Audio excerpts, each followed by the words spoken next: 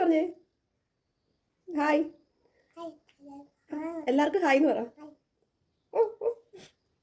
Hi friends. അപ്പോൾ നമ്മളിന്നൊരു ദോശയുടെ ദോശയാണ് രാവിലെ ഉണ്ടാക്കുന്നത്. അപ്പോൾ മാവ് നന്നായിട്ട് പുളിച്ച് പൊങ്ങി വന്നിട്ടുണ്ട്. ഇതിന് ഞാൻ 2 കപ്പ് അരി കുതിർക്കാനിട്ടു.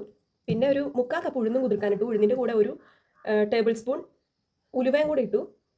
പിന്നെ ഇത് അരയ്ക്കുന്ന 4 മണിക്കൂർ കുതിർക്കാൻ വെച്ചതിന് ശേഷം ഇത് നമ്മൾ അരയ്ക്കുന്ന ടൈമിൽ ഒരു ചെറിയ കപ്പ് ചോറും കൂടി ഇടുവാണെങ്കിൽ നല്ല സോഫ്റ്റായിട്ട് കിട്ടും ദോശ.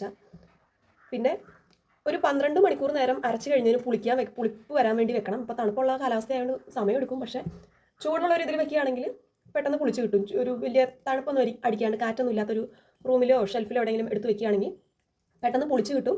അതുപോലെ പുളിച്ച് വന്ന മാവാണ് ഞാൻ ഷെൽഫിലാണ് വെച്ചത്. അതുകൊണ്ട് ഇങ്ങനെ പുളിച്ച് നല്ല ഇതിൽ വന്നേക്കുന്നത്. നന്നായിട്ട് പൊങ്ങിയും വന്നിട്ടുണ്ട്.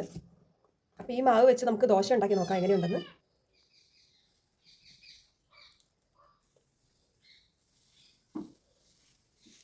യെസ് ഗായ്സ്, നന്നായിട്ട് വരുന്നുണ്ട് ദോശ. നന്നായിട്ട് ഇവിടെ പേപ്പർ ദോശയാണ് കൂടുതൽ ചിലവാകുക. അതുകൊണ്ടാണ് ഞാൻ കട്ടി കുറച്ച് ഉണ്ടാക്കുന്നത്. നിങ്ങൾക്ക് കട്ടി വേണമെങ്കിൽ കട്ടി കൂട്ടിയും ഉണ്ടാക്കാം.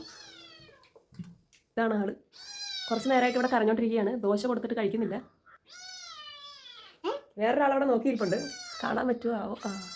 അമലു ഇതൊക്കെ ലൂക്കയുടെ ആൾക്കാർ.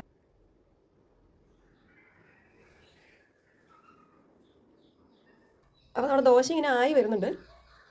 വേണ്ടോ ദോശ ഇനി നന്നായിട്ട് ക്രഞ്ചി ആയി വരുമ്പോൾ നന്നായിട്ട് മൊരിഞ്ഞൊക്കെ വരില്ലേ, ആ ടൈമിൽ ഇത് ഈ സൈഡ് ഇങ്ങനെ പൊങ്ങാൻ തുടങ്ങും.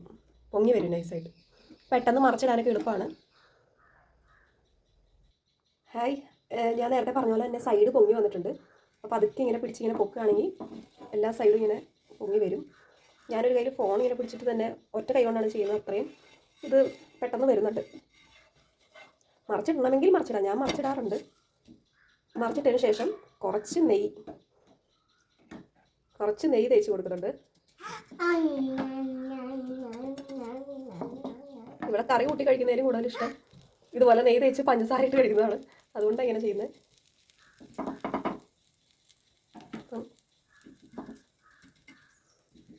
എല്ലാ സ്ഥലത്തും ഒരുപോലെ ഇങ്ങനെ ഡ്രോപ്പായിട്ട് നെയ്യ് വീഴാനാണ് ഞാൻ ഇങ്ങനെ സ്പൂണിൻ്റെ തുമ്പ് ചെയ്യുന്നത് കേട്ടോ. അല്ലെങ്കിൽ ഒരു സ്ഥലത്ത് കൂടി പോകും, ഒരു സ്ഥലത്ത് കുറഞ്ഞു പോകും, അങ്ങനെ വരും. അതില്ലാതിരിക്കാൻ വേണ്ടിയിട്ടാണ്. ദോശ റെഡി ആയിട്ടുണ്ട്. ഇനി വേണമെങ്കിൽ നമുക്ക് ദോശക്കല്ലിൻ്റെ മുകളിൽ വെച്ച് തന്നെ പഞ്ചസാര ഇട്ട് കൊടുക്കാം. അല്ലെങ്കിൽ ഇത് ഇറക്കി വെച്ചതിന് ശേഷം ഞാനിപ്പോൾ തന്നെ പഞ്ചസാര ഇടാൻ പോവാം. അതാകുമ്പോൾ ചൂടോടെ അതങ്ങ് മെൽറ്റായി കിട്ടുമല്ലോ. അതുകൊണ്ടേ പഞ്ചസാര ഇട്ടു. കുറച്ചിട്ടാൽ മതി. കുട്ടികൾക്കൊന്നും പഞ്ചസാര കൊടുക്കുന്നപ്പോൾ നല്ലതല്ല. എന്നാലും ഞാൻ കൊടുക്കുകയാണ്.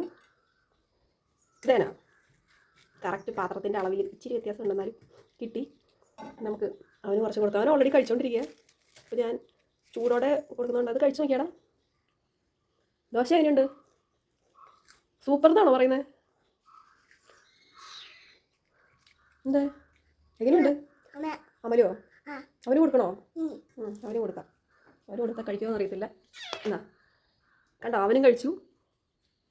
വാ, എല്ലാവർക്കും എൻ്റെ ദോശ ഇഷ്ടമായി. അപ്പോൾ ഫ്രണ്ട്സ്, ഇത്രയുള്ള വീഡിയോ ഇഷ്ടപ്പെട്ടാൽ ഒന്ന് ലൈക്ക് ചെയ്യണേ.